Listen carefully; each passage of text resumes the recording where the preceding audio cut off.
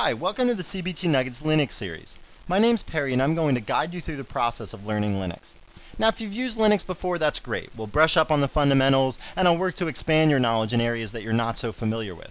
But if you haven't used Linux yet, that's okay too, because we're going to cover everything from the ground up. What we're going to do is in the first couple videos, we'll cover the fundamentals of Linux. Everything from logging into the system, to navigating through various menus and directories, to editing files. And we'll also talk about the history of Linux a little bit. Now some of the stuff that we cover in the first two videos, we'll cover again later in more detail, but I just want to get you going.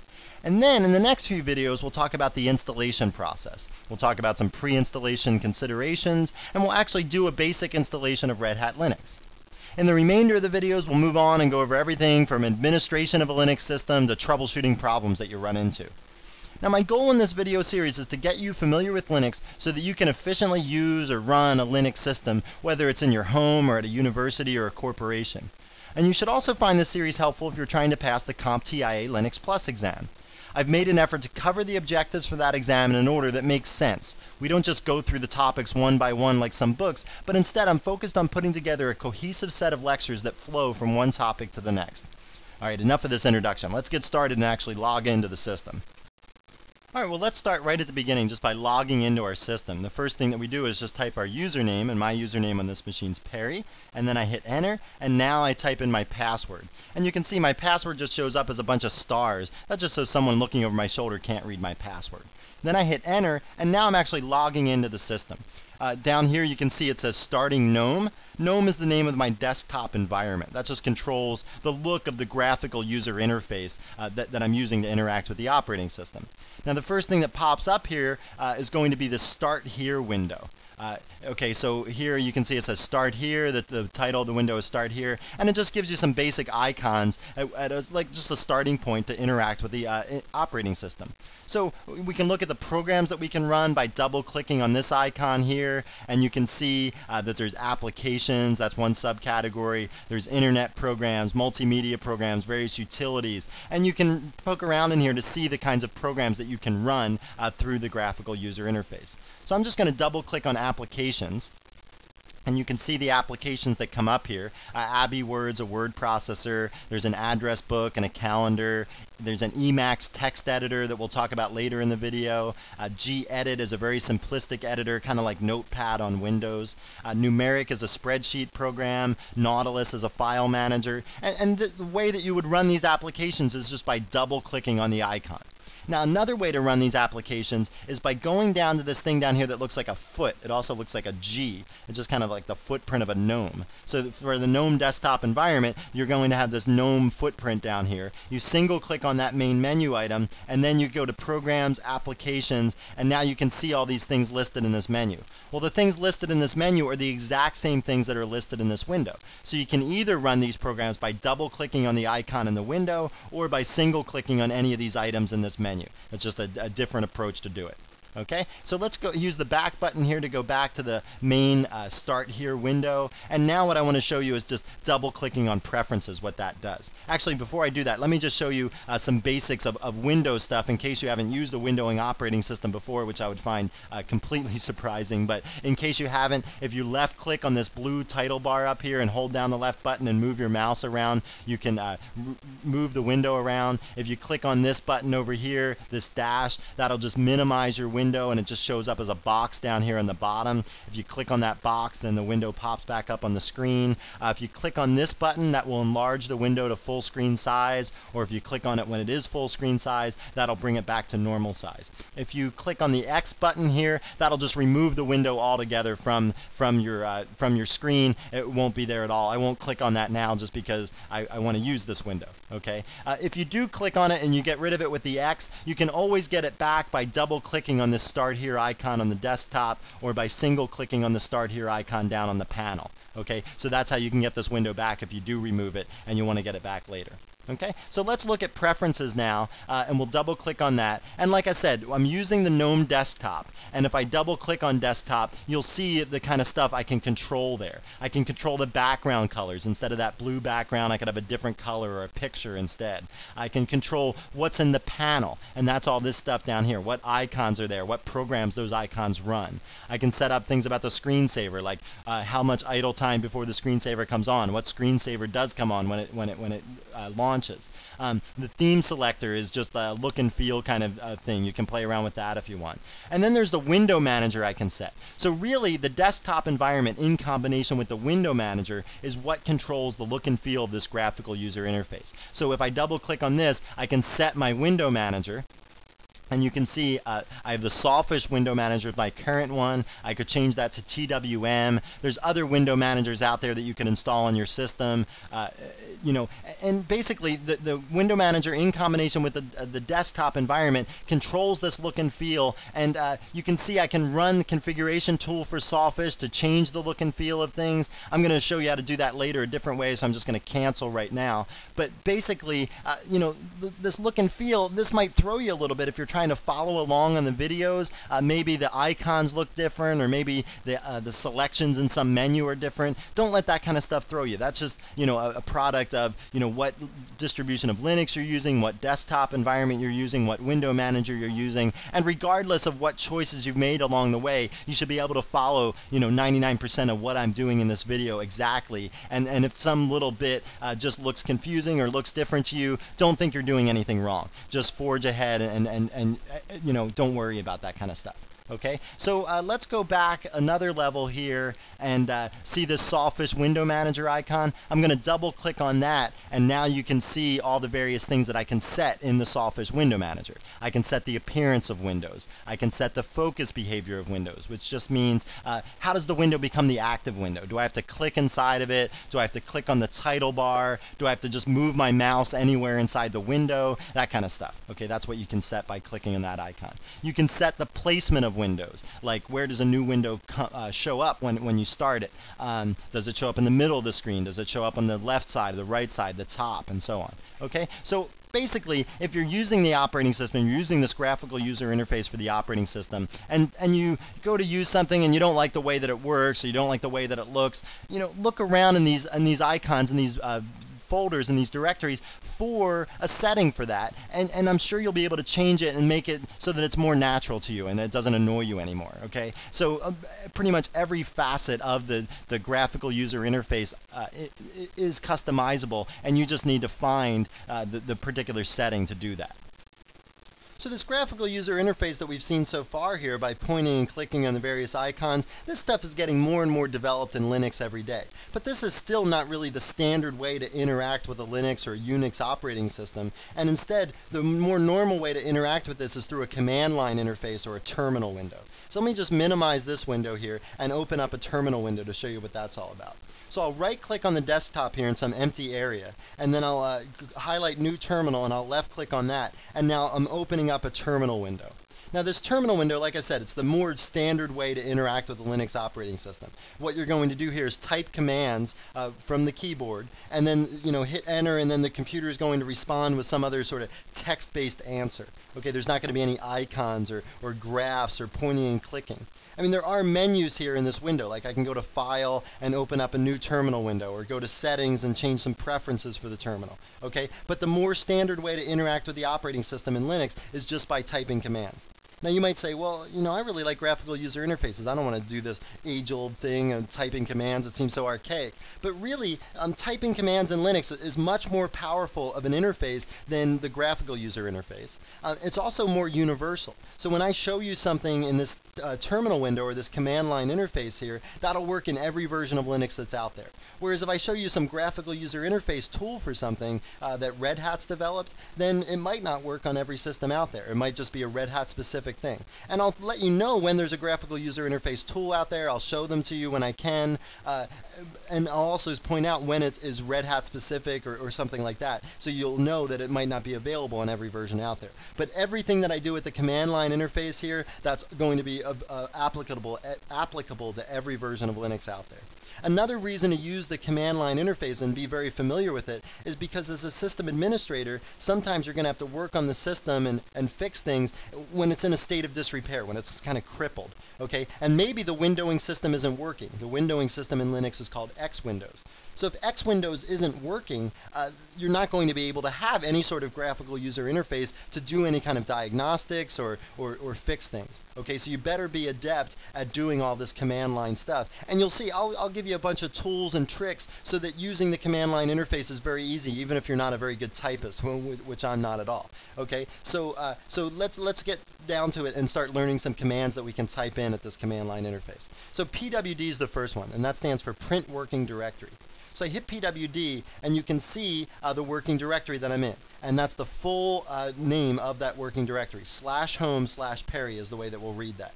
Okay? And actually, let's talk about this too. This is the command prompt. And this has a lot of information in it. Part of this information actually has to do with this working directory. So here on the very end, let's start there. This is the directory that I'm currently in. And it's not the whole name, it's not like /home/Perry, it's just the very last piece of that name, which is Perry. Okay, so that tells you what directory you're in. It gives just a succinct way of representing what directory you're in. Now the first part of this prompt up here is what user you're logged in as, and also what machine you're logged into. So this is good when you're working over the network, or if you're a system administrator and you're changing back and forth from what we call the super user or the root account to your normal account. This will let you know which account you're logged into right now, whether you're logged into Perry or the root account, which is the administrator's account in Linux. Okay, so the prompt tells you a lot of information. The PWD just displays some of that information in a longer form. Now another command that's good to know is the ls command. We use this all the time, and that lists the contents of a directory. So I'm in the /home/Perry directory. So if I do an ls, that will list all the directories and files in the /home/Perry directory. I do that, and you can see the only directory I've got so far is this hold directory. Now the hold directory, I can tell this is a directory and not a file because it's blue.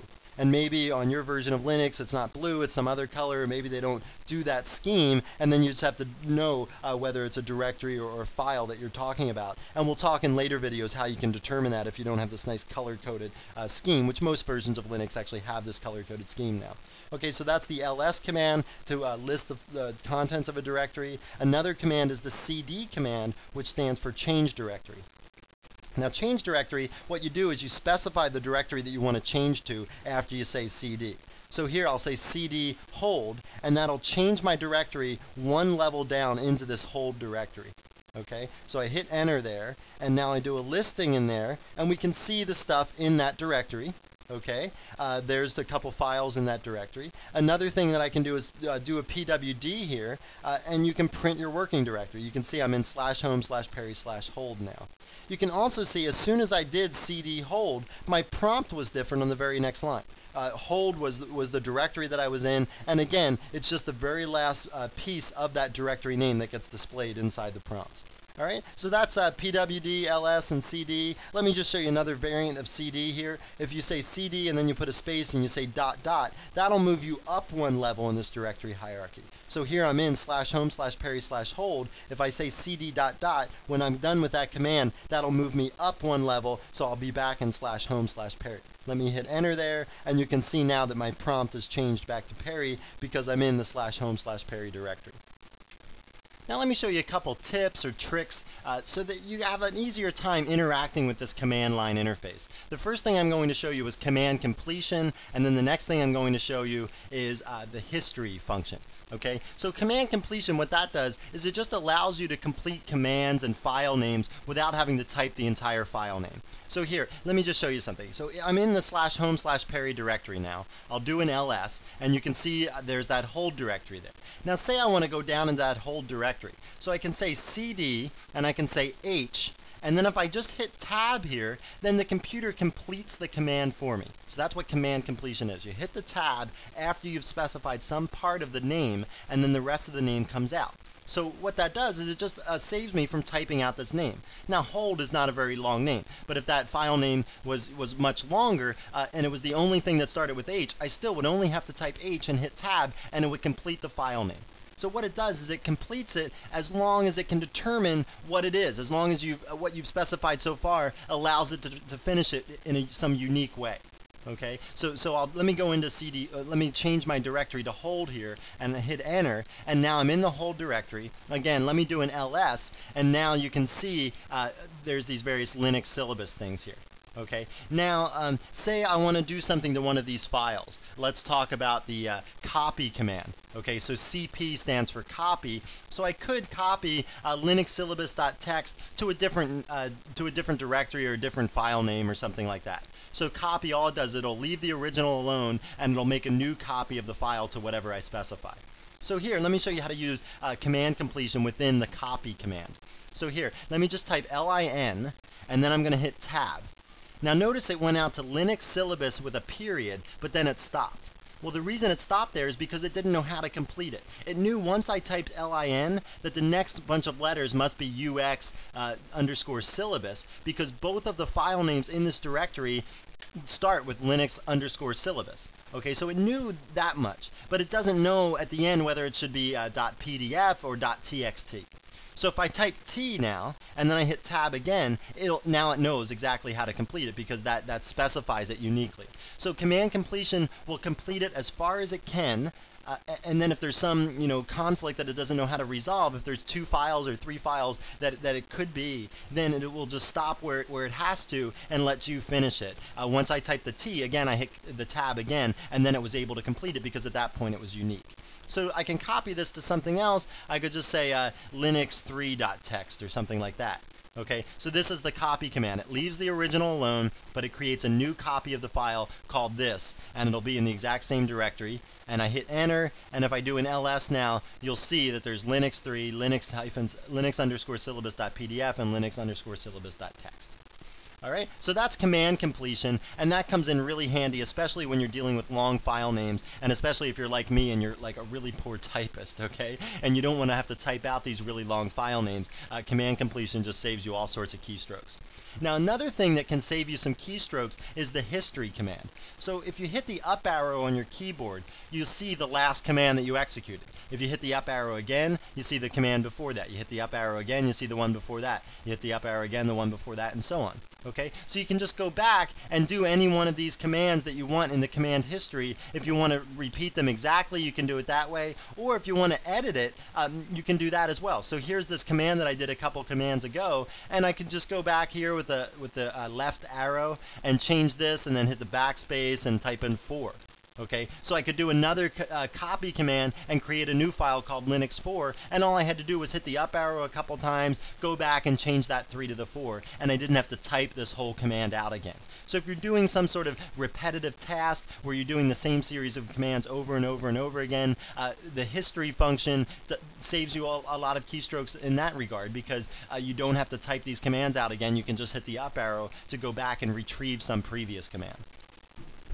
Well, let's just forge ahead here and talk about some more commands. Actually, I did one while the video was paused. I typed the clear command, which just clears the screen, and it just makes it nice. It just reduces all the clutter on the screen so you can see exactly what you're typing and what the output of what you're typing is. Okay, so that's the clear command.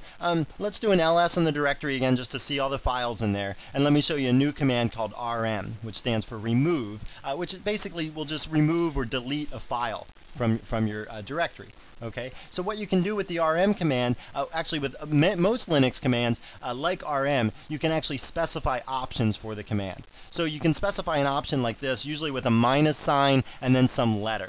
So the I here stands for inquire. So the operating system is going to inquire and make sure that we want to remove the file that we're specifying. So if I say something like this and then say linux3.txt, okay, this is going to remove linux3.txt from the directory here, but it's going to ask me first and double check and make sure that I really want to remove that. And later I'll show you how to make the -i option sort of permanent for rm, so that you can't just delete a file accidentally and then it'll be a real pain to get it back. You'll have to get it off some backup tape or something. Like when you remove it, it's not like in a trash can or something like that where you can retrieve it later. It's really off the system for good, and it's going to be a big pain in the butt to try and get it back.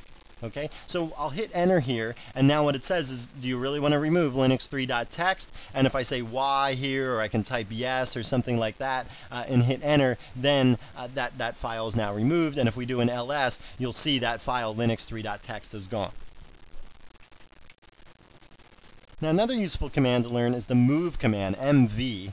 And what that does is it moves a file from one name to a different name. So some people call this the rename command because all it really does is rename a file. You lose the old copy of the file. Unlike the copy command that retains the old name and just creates a new one, move gets rid of the old one and just leaves the new name or the new version of the file. Okay, so here I can say something like this.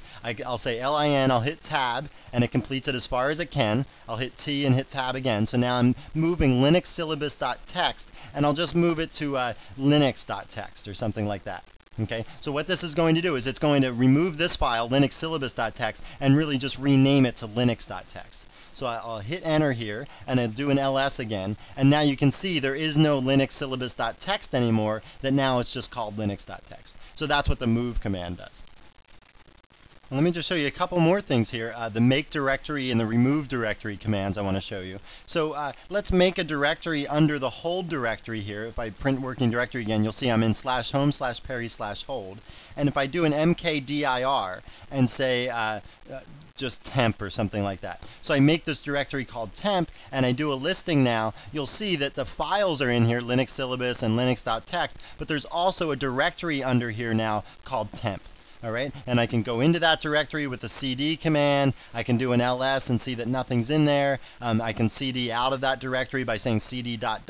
and now I'm back in the hold directory. Okay, so that's the make directory command. Once we learn how to edit files and create files, you can put files into those directories that you create. Then there's also the remove directory command to get rid of directories.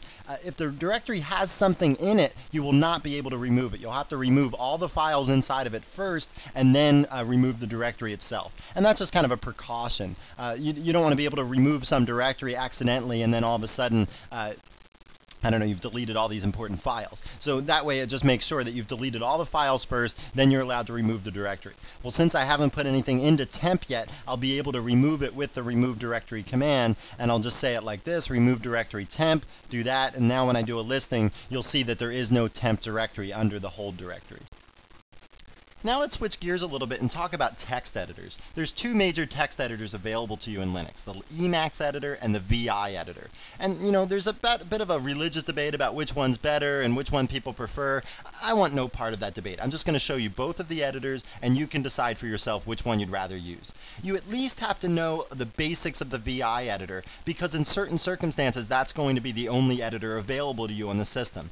For instance, if your hard disk has crashed and you need to boot off of a floppy disk and try and fix your hard disk, well, the only editor that's going to be available to you in that circumstance is the VI editor because the program, the VI editor program, is much, much smaller than the Emacs program and it'll fit on the floppy with all the stuff that you need to boot your system. So the VI editor is better in that circumstance, and so you at least need to know the basics of it for that reason. And I'll show you the basics of both of them and then you can learn them on your own time and sort of see which one you like better. Okay, so let's start with the Emacs editor. And the way I'm going to launch it is go down to here, the main menu, go to Programs, Applications, Emacs. So I can click on this, or I could just type Emacs at the command line in the terminal window, all lowercase, and that would start up the Emacs window as well. All right, so I'll start up the Emacs editor, I'll click on this, and now this is the Emacs window that comes up here. And you can see it's running off the right-hand side of the screen. That's just because my screen resolution is set so low for recording these videos. I'm just going to click on this button so that it all fits in one screen and you can see everything all at once. Okay, so this area right here would be the text of the file that you're editing or creating. Down here would be the name of the file. Right now you can see it just says Scratch. That just means this is the Scratch buffer. It's kind of like an introduction window for Emacs. And then down here where it says for information about the GNU project, down there is what there would be various commands and things. You'll see what I mean in a little bit. So let's talk about these menus up here. The buffers, that's the name of each of the windows or files that you have open. That's the term that we use. You can see there's a Scratch buffer. And if we had some file open, that file would be listed in this menu as well. Then there's a file menu to open a file, save a file, that kind of stuff. There's tools, there's search mechanisms so you can search through a file. And then there's this help menu as well. And let's talk about this one now. There's an Emacs tutorial entry in that help menu. So you could click on that to run the Emacs tutorial. I'm not going to walk you through the tutorial because it's very self-explanatory and it's very well written tutorial. So you can go through that and basically it's just kind of a learn by doing tutorial. So they'll just walk you through all the basic stuff you want to do with Emacs.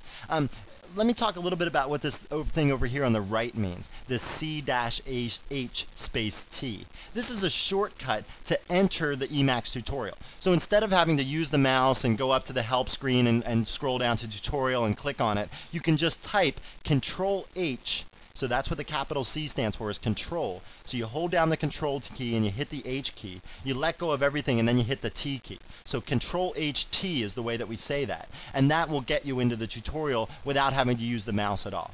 Down here, you can notice that there's capital C's, which represent control, and there's lowercase c, which just represents the C key on the keyboard. So this one, the way we would say it is Control H, Control C, and for that we would hold down the control key and hit H, let go of everything, hold down the control key and hit C, and that would execute this command. Okay, let's look for another couple shortcuts. Here's a good one because it shows you what the M, that there's an M key shortcut. So M here stands for meta. And the meta key is typically the Alt key on the keyboard. Sometimes on older keyboards it was the Escape key.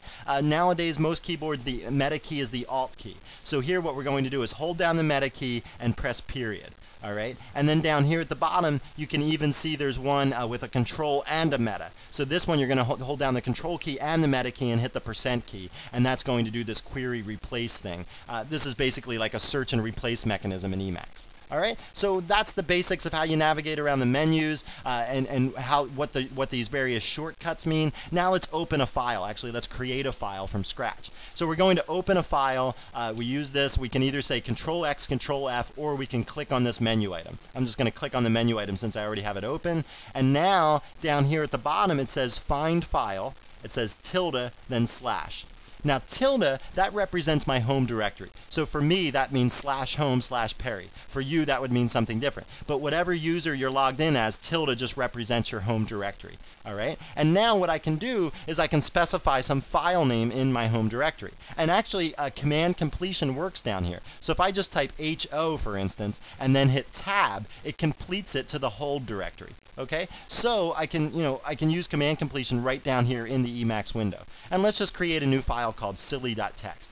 So I'm going to hit enter here to create this file, and you can see now it says new file. If this file silly.txt already existed in the hold directory, then the text of it would be up here and it wouldn't say new file. Okay? So let's just create this file. Let's type a couple things. This is a silly file, something like that. What do you think? If I could type it, there we go. And there's some information in the file now. And now if we want to save this file, we can go under Files and go to Save Buffer. And that's going to save this file as silly.txt. Okay, so I'm going to click on Save Buffer. Also notice the shortcut Control X, Control S. Okay, so I'll click on that, and now you can see down here it says wrote /home/Perry/hold silly.txt. Now we've created this file and it's saved. Okay, so that's the basics of the Emacs editor. Let me just show you a few more things. You can always move around with the arrow keys to move back and forth, to move up and down, that kind of stuff. You can also click with your mouse to go to various places in here to delete and edit and add stuff to the file. Okay, so that's the basics. Let me just show you a couple more. Control A always brings you back to the beginning of a line, and then Control E always takes you to the end of a line. And if you walk through the tutorial, you'll learn those shortcuts like Control A and Control E. You'll also learn things to like kill an entire line or cut and paste a big section of text. All that stuff will be covered in the tutorial. So let's just exit out of this Emacs window now, and one way that we can do that is go under Files to exit Emacs, or we can use the shortcut Control X, Control C. I'm just going to click on this menu item, and that'll end our Emacs session. Oh, and now it's saying, do you want to save this file? I guess I've changed it since the last time I saved it, so it's making sure that I want to save this. So yes, I do want to save it, and now it exits me out of Emacs, and now let's talk a little bit about the VI editor. So to use VI, let's get our terminal window back up here and type VI at the command line is one way that you can get into it. Actually, first, let's go down into the hold directory, and you can see in here there's that file silly.txt, and let's edit that with the VI editor. Actually, you can see another file here too called silly.txt with a tilde after it. This is kind of like an older version of this file. In some sense, it's like a backup copy. And so if you made some change and you screwed something up in there and you were upset about those changes, well, you can usually go back to the previous version by getting this file and then renaming this file to this one. Okay, so this is the newest version and this is the old version, the one with the tilde. So let's edit that file silly.txt. okay, and we'll say vi silly.txt and hit enter, and now we're in the vi editor, and there's the text of the file. Okay. Now, what you need to know about VI first is that there's 3 modes, and VI is in one of these 3 modes at any time. There's command mode that you can execute commands like to insert stuff or delete lines, things like that. Then there's X mode, and the X mode is like what you use when you're going to write the file and quit out of the file, that kind of stuff. And then there's edit mode when you're actually changing stuff, when you're like adding text to the file. Okay, so if you're ever unsure of what mode you're in, if you just hit the escape key, then you'll go to command mode, and you can start over from command mode. Now what you are is we're in command mode right now. You can move around the file with the arrow keys. Okay, you cannot point and click in here. All right, so the VI editor here is not like a point and clickable sort of editor. It's all text based. Everything you do is going to be based on keystrokes. There's no menus to use like Emacs had, and there's no, it's a much more primitive editor. Like I told you before, it's a much smaller program, and the reason that it's a smaller program is because everything is based on keystrokes that you enter at the keyboard. All right, so let's do something to this file. Let's enter insert mode. So the way that we're going to enter insert mode is just by typing an I while we're in command mode. And we're in command mode right now. When you go into the file, you're in command mode. And remember, like I said, you can always hit the escape key to go back to command mode. So I'll hit an I, and now you can see down at the bottom it says insert. So now we're in the insert mode, and now we can do things like say, okay, this is a really silly file. And then we can go to the end of the line. We can hit the delete key to get rid of stuff, and just put some exclamation marks there. And this is what insert mode means. If I hit an enter now, you can see everything kind of moves down a line. All these tildes that run down the left hand side are just markers, just kind of like to represent that these lines don't really exist in the file. Okay, now what I'm going to do is hit escape again, and now I'm back to command mode. If I want to save these changes, then what I can do is type shift colon. Now you can see the colon shows up down at the bottom, and I could hit WQ to write my changes and quit. Okay, if I just want to write my changes, I could just hit a W there and hit enter. And now it says silly.txt, 4 lines, 56 characters has been written. So there, now the file's saved. I could do some more changes to it, and so on. Okay, so that's basically the basics of VI. If you want to do something like delete a whole line of text, you can just hit DD here, and then the whole line of text disappeared. So while we were in command mode, you hit DD and that whole line of text disappeared. All right, so that's the kind of things that VI has. It has all these little shortcuts like DD to delete a line, and you can put numbers in there to delete more lines. And just find a tutorial on VI, look at the man page for VI, and you'll learn all the various shortcuts. And like I said, the most important thing to remember is that you hit escape key and you go to command mode, and then to save any sort of changes that you make, you hit shift colon while you're in command mode. WQ would write your changes and quit out. If you just want to quit without writing, you have to hit Q and exclamation mark. So that will quit you out of the VI editor, and it won't save any of your changes. It'll revert you back to what was there before. In case you did something catastrophic, you changed something, you don't remember how to change it back, then just quit out with the exclamation mark, Q exclamation mark. It'll stop. It'll just revert all your changes back to what it was before you entered the editor. Okay, so I'm just going to do a WQ here to write my changes and quit, and hit enter, and now I'm out of the VI editor. And now if we do something like cat silly.txt, and cat's just a command that prints out stuff to the screen. It prints out a text file to the screen. So if I just hit enter, now you can see the new file. So it says this is a really silly file, and there's no more stuff down here that says what do you think? We deleted that. Okay, so that's the basics of the VI editor, and like I said, you just need to pick which one you want to use. When your system's up and functioning, there's plenty of people that use VI, there's plenty of people that use Emacs, but you at least need to know the basics of VI, remember, for when your system is in some sort of state of disrepair. Alright, well it's time to wrap up our first video on using Linux. We started by logging into the system, which is a really simple process, and then we talked about various commands. The ls command to list the contents of a directory, cd change directories, the move command which basically renamed a file to a different name, the remove command which deleted a file, the copy command which copied a file to a new name but it left the original intact, and we threw some other ones in there like the cat command to print out a file.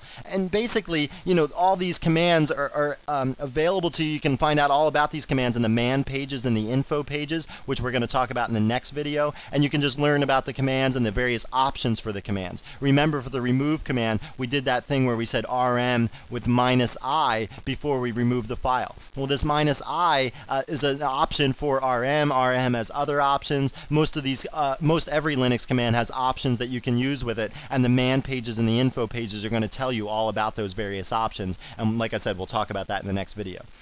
Then we finally wrapped up with some discussion of editors, the VI editor and the Emacs editor. And just pick whichever one is more natural to you, whichever one seems more natural. Use that one. And remember, you got to at least keep brushed up at least with the basics of VI for those circumstances when you're not going to be able to run Emacs. Well, I hope you found this nugget informative, and thanks for watching.